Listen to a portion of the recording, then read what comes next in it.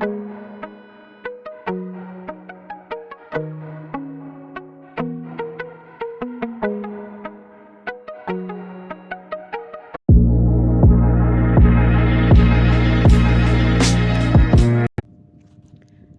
दोस्तों, एक बार फिर से स्वागत है आप सभी का आपके अपने चैनल टारगेटेड वन पे। मैं हूं अमृता और आज इस टॉपिक पे हम डिस्कशन करेंगे वो है टेरिडोफाइट्स। और टेरिडोफाइट्स को स्टडी करने के क्रम में आज जो हमारा टॉपिक है जिस पे आज हम बात करने वाले हैं वो है वेजिटेटिव रिप्रोडक्शन इन लाइकोपोडियम। ये जो टॉपिक है आपका लाइकोपोडियम, ये आप सभी के TGT biology, LT grade, GIC, PGT, MSc, BSc, NEET और क्लास 12 के लिए इक्वली इम्पॉर्टेंट है। तो अगर आप भी हमारे साथ मिल करके बायोलॉजी की डीप स्टडी करना चाहते हैं तो ज़रूर सब्सक्राइब करें हमारा यूट्यूब चैनल टारगेटेड वन और नोटिफिकेशन बेल को दबाना बिल्कुल भी ना भूलें, जिसके द्वारा आप हमारी लेटेस्ट अपडेशन को अपने यूट्यूब चैनल पर देख सकते हैं। इसके साथ साथ अगर आप हमारे टेलीग्राम चैनल के साथ में इंटरैक्ट करना चाहते हैं, डेली स्टडी मटेरियल, पीडीएफ और क्वेश्चनर अटेंड करना चाहते हैं तो ज़रूर जुड़े हमारे Telegram channel target TGT PGT biology के साथ में, जिसका लिंक आपको डिस्क्रिप्शन बॉक्स में मिल जाएगा। हमारे टेलीग्राम चैनल के साथ में जुड़ करके आप कई सारे पीडीएफ ले सकते हैं बायोलॉजी के टॉपिक से रिलेटेड, जो आपके क्लास 12 टू एलटी ग्रेड तक आपके लिए बहुत ही ज़्यादा यूज़फुल होगा, जहाँ पे हर एक टॉपिक को बहुत ही ज़्यादा ब्रॉडली आपके लिए एक्सप्लेन किया गया है। और इसके साथ साथ आपको टाइमली कई सारे क्वेश्चंस दिए जाते हैं टेलीग्राम चैनल पे, जो आपके माइंड में जो भी आ रहे क्वेश्चंस होते हैं उनको सॉल्व करने में हेल्प करते हैं। तो दोस्तों, हमारे टेलीग्राम चैनल का एक हिस्सा बनना ना भूलें। तो ये तो थी जनरल इन्फॉर्मेशन, जिसके द्वारा आप अपने तैयारी के स्तर को और भी ज़्यादा व्यापक बना सकते हैं। चलिए अब बढ़ते हैं आज के टॉपिक की तरफ। तो दोस्तों, आज का हमारा टॉपिक है रिप्रोडक्शन इन लाइकोपोडियम। तो बेसिकली आपको यहाँ पे ध्यान में रखना है कि यहाँ से आपके क्वेश्चन भी बन सकते हैं और आपको याद भी रखना है, ध्यान भी रखना है कि जो लाइकोपोडियम है उसमें जो रिप्रोडक्शन है वो यहाँ दो तरीक़ों से होता है। ठीक है, पहला जो है वहाँ पे वो है वेजिटेटिव रिप्रोडक्शन और दूसरा है by the help of spore method. ठीक है, तो दो ही टाइप से बेसिकली यहाँ पे रिप्रोडक्शन परफॉर्म होता है और दोनों ही टॉपिक्स को आपको पढ़ना है, क्योंकि आपके एग्जामिनेशन पर्पसेस से बेहद ही इम्पॉर्टेंट है। तो आज की वीडियो में हम बेसिकली बात करेंगे वेजिटेटिव रिप्रोडक्शन इन लाइकोपोडियम, और जो हमारी नेक्स्ट वीडियो होगी पार्ट 2, उसमें हम बात करेंगे स्पोर फॉर्मेशन के बारे में और स्पोर मैथड के द्वारा किस तरीके से रिप्रोडक्शन परफॉर्म होता है उसके बारे में हम चर्चा करेंगे। तो चलिए बढ़ते हैं आज के टॉपिक की तरफ, यानी कि वेजिटेटिव रिप्रोडक्शन इन लाइकोपोडियम। तो दोस्तों, यहाँ जो 4 मेथड्स हैं उनके द्वारा वेजिटेटिव रिप्रोडक्शन जो है परफॉर्म होता है। ठीक है, और वेजिटेटिव रिप्रोडक्शन जो एक टर्म है वो किस लिए यूज़ होता है, पहले इसके बारे में बात करते हैं और उसके बाद फिर एक एक करके हम उन चारों पॉइंट्स को, उन चारों मेथड्स को डिस्कस करेंगे, जिसके द्वारा वेजिटेटिव रिप्रोडक्शन परफॉर्म होता है लाइकोपोडियम के अंदर। और उन्हीं चारों मेथड्स में कौन कौन सी ऐसी स्पीशीज़ हैं जिनके अंदर कि ये जो प्रोसेस है वो कंप्लीट होता है। ठीक है, तो चलिए सबसे पहले बात करते हैं वेजिटेटिव रिप्रोडक्शन के बारे में। तो दोस्तों, वेजिटेटिव रिप्रोडक्शन जो यहाँ पे आप टर्म देख रहे हो, इसका मतलब है क्या? वेजिटेटिव मतलब होता है कि reproduction by the help of vegetative parts. ठीक है, यानी यहाँ पे कोई भी गैमेट फॉर्मेशन नहीं हुआ, कोई भी गैमेट इन्वॉल्वमेंट नहीं हुई। यहाँ पे जो रिप्रोडक्शन बेसिकली परफॉर्म होता है ये वेजिटेटिव पार्ट्स के द्वारा होता है। अब आपके माइंड में क्वेश्चन आता है कि व्हाट आर वेजिटेटिव पार्ट्स? तो वो सारे पार्ट्स जो कि गैमेट से रिलेटेड नहीं है, जिनमें प्लांट बॉडी आती है। ठीक है, और प्लांट के जो पार्ट्स होते हैं वो आते हैं, और तो गैमेट को छोड़ करके जो अदर पार्ट्स जो होते हैं, जैसे रूट होता है, स्टेम होता है और अदर जो इम्पोर्टेंट पार्ट्स होते हैं, उनके द्वारा अगर रिप्रोडक्शन परफॉर्म होता है तो ये जो रिप्रोडक्शन है वो उसको टर्म दिया जाता है वेजिटेटिव रिप्रोडक्शन। ठीक है, तो मेरे ख्याल से ये जो टर्म है वेजिटेटिव रिप्रोडक्शन, ये आप सभी को क्लियर हुआ होगा। चलिए अब उन सारे मेथड्स के बारे में बात करते हैं जिनके द्वारा कि वेजिटेटिव रिप्रोडक्शन परफॉर्म होता है। तो यहाँ पर देखिए, वेजिटेटिव जो रिप्रोडक्शन है वो कई सारे मेथड से परफॉर्म होता है, जिनमें सबसे पहला है बाय द हेल्प ऑफ गैमे और बुलबिल फॉर्मेशन।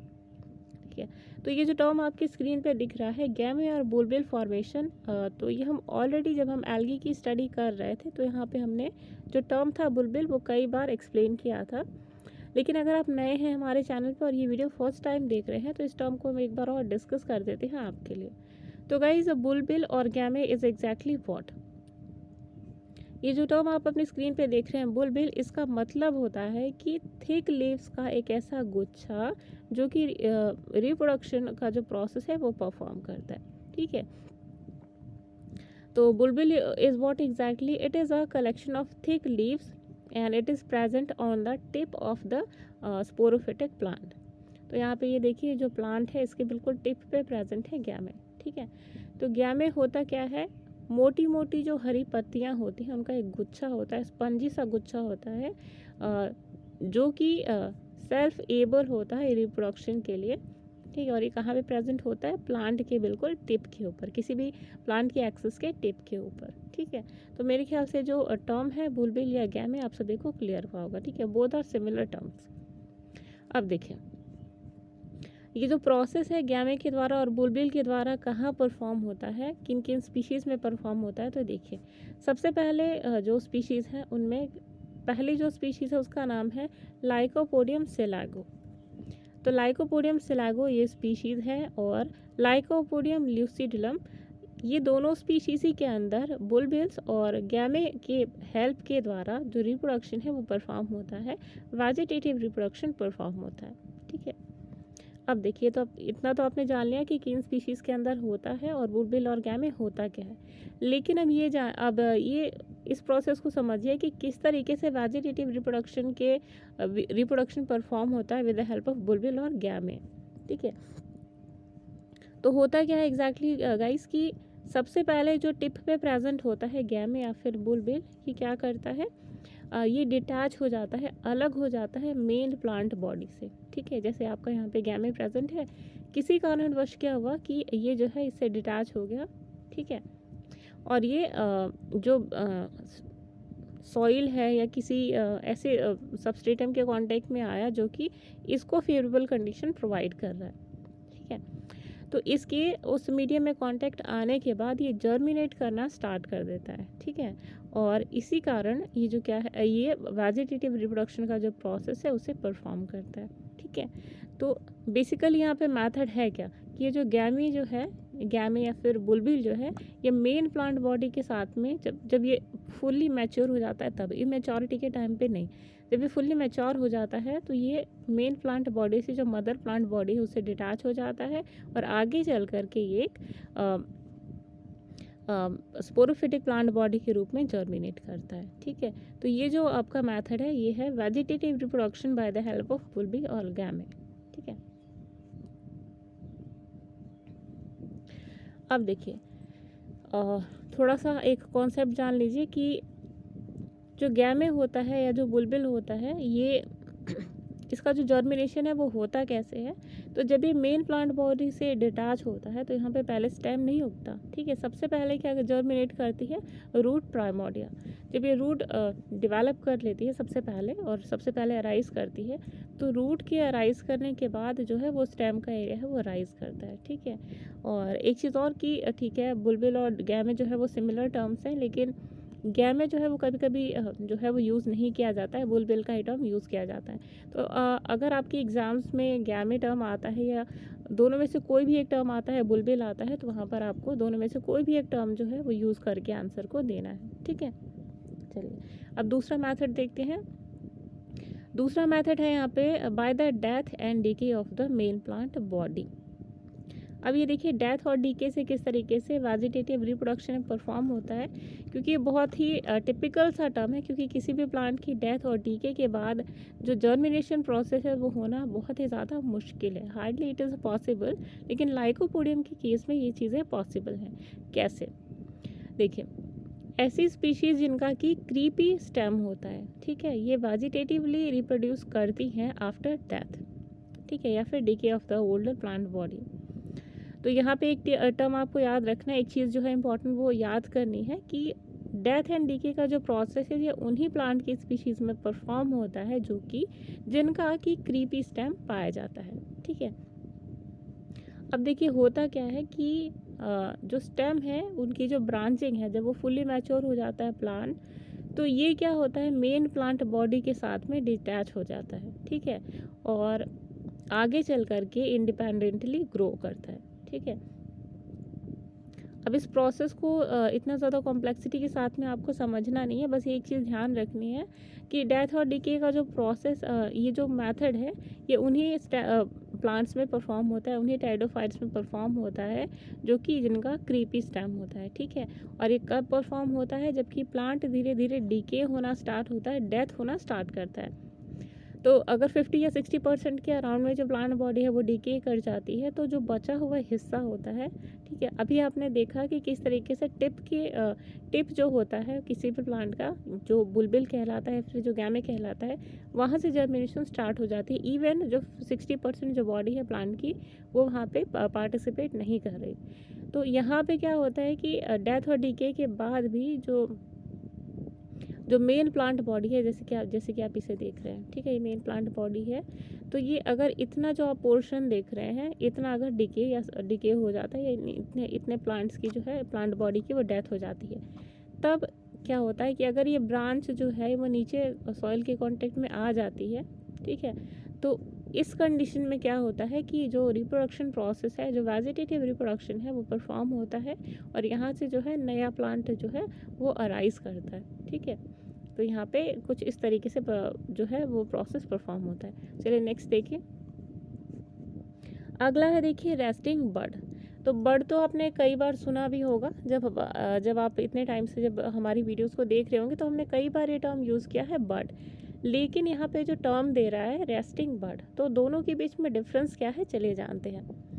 बड मीन्स हमने देखा है कि कोई भी ऐसा प्लांट जिसका टिप बिल्कुल छोटे छोटे लीव्स जिसके अंदर प्रेजेंट होते हैं, उसे आप बर्ड कहेंगे। ठीक है, जो ब्रांचेस होती हैं सबसे पहले बर्ड के रूप में अराइज होते हैं, then after it turns into a mature branch. ठीक है, तो ये तो बर्ड आपने सुना, लेकिन रेस्टिंग बर्ड क्या होता है। ठीक है, रेस्टिंग जो टर्म है वो आराम के लिए यूज़ होता है। ठीक है, और बर्ड का जो है वो छोटे छोटे अंकुर जो छोटे छोटे जो लीव्स हैं वो अराइज करते हैं मेन स्टेम में से, तो ये उसके लिए यूज़ होता है। तो कलेक्टिवली अगर दोनों का जो मतलब है वो देखा जाए तो रेस्ट करता हुआ बर्ड जो कि इंतज़ार कर रहा है। ठीक है, अब देखिए इसको टेक्निकली आप किस तरीके से समझेंगे। तो एक जो स्पीशीज़ होती है, ठीक है, इसे भी आपको ध्यान रखना है कि किन स्पीशीज़ के अंदर ये जो रेस्टिंग बर्ड वाला जो वेजिटेटिव रिप्रोडक्शन का जो प्रोसेस है वो किन स्पीशीज़ में परफॉर्म होता है। तो लाइकोपोडियम इनंड्यूडेटम के अंदर ये जो वेजिटेटिव प्रोपगेशन है by the help of resting bird ये होता है। ठीक है, परफॉर्म होता है। तो देखिए होता क्या एग्जैक्टली, कई बार ऐसा होता है कि जब विंटर सीज़न आते हैं तो विंटर सीज़न जो है वो फेवरेबल कंडीशन नहीं होती किसी भी टेरिडोफाइटिक प्लांट के लिए, क्योंकि pteridophytes are basically terrestrial plants, और जैसे ही सर्दी स्टार्ट होती है जो प्लांट होते हैं वो धीरे धीरे गायब होना स्टार्ट कर देते हैं। गायब होना इन द सेंस कि धीरे धीरे जो प्लांट बॉडी है वो सड़ना स्टार्ट कर देती है। ठीक है, और जैसे ही सर्दी का जो विंटर का जो सीज़न है, टेम्परेचर एकदम पीक पे होता है, lowest temperature, in that condition जो प्लांट बॉडी है वो पूरे तरीके से ख़राब होना स्टार्ट कर देती है, रेडिश या ब्राउनिश होना स्टार्ट कर देती है, क्योंकि वो कंडीशन इन प्लांट्स के लिए बिल्कुल भी फेवरेबल नहीं होती। अच्छा, अब आप सोचेंगे कि प्लांट जब ख़राब हो जाता है, उनकी फेवरेबल कंडीशन नहीं है, तो यहाँ पे किस तरीके से वेजिटेटिव प्रोपगेशन है वो परफॉर्म होता है। तो दोस्तों यही है लॉजिक। यहाँ पे देखिए क्या होता है कि जब पूरा प्लांट बॉडी जो है, अब आप इस तरीके से देखें, ये तो आपका क्या है गेमेटोफिटिक प्लांट बॉडी, ठीक है, सॉरी स्पोरोफिटिक। अब क्या होता है कि जब विंटर सीजन आता है तो ये धीरे धीरे अब यहाँ से ख़राब होना स्टार्ट हो जाती है। ठीक है, पूरी तरीके से, और ये जो टिप है प्लांट बॉडी का, ये सिर्फ इतना सा हिस्सा जो है वो बच जाता है। ठीक है, क्योंकि इसके अंदर हाई रेजिस्टेंस पावर होती है। इसका एक काम और होता है बर्ड का, ये क्या करता है, एनर्जी स्टोर करने का काम करता है। ठीक है, तो क्योंकि इन प्लांट्स के पास वो एबिलिटी नहीं है, इस बर्ड के पास है, इसलिए अपने आप को रेजिस्ट कर लेता है अगेंस्ट अनफेवरेबल वेदर। ठीक है, अब ये जो पोर्शन है ये रेस्ट करता है, ये इंतज़ार करता है फेवरेबल कंडीशन आने तक का, यानी कि समर सीज़न का, ठीक है। और ये एज इट इज़ रहता है। अब क्या होता है कि ये जो टिप का जो पोर्शन है जो कि एक राइजोम की तरह एक्ट करता है, इसे ही आप रेस्टिंग बड कहेंगे। और जैसे ही स्प्रिंग सीज़न आती है, स्प्रिंग सीज़न आने के बाद इसकी जो ग्रोथ है और डेवलपमेंट है ये स्टार्ट हो जाती है और एक नए प्लांट के रूप में आगे अराइज करता है, ठीक है। तो ये जो कॉन्सेप्ट आप यहाँ पे देख रहे हैं ये कहलाता है vegetative reproduction by the help of resting birds, ठीक है। चलिए आगे देखें। अगला और लास्ट पोर्शन है आपका bye the help of fragmentation, ठीक है।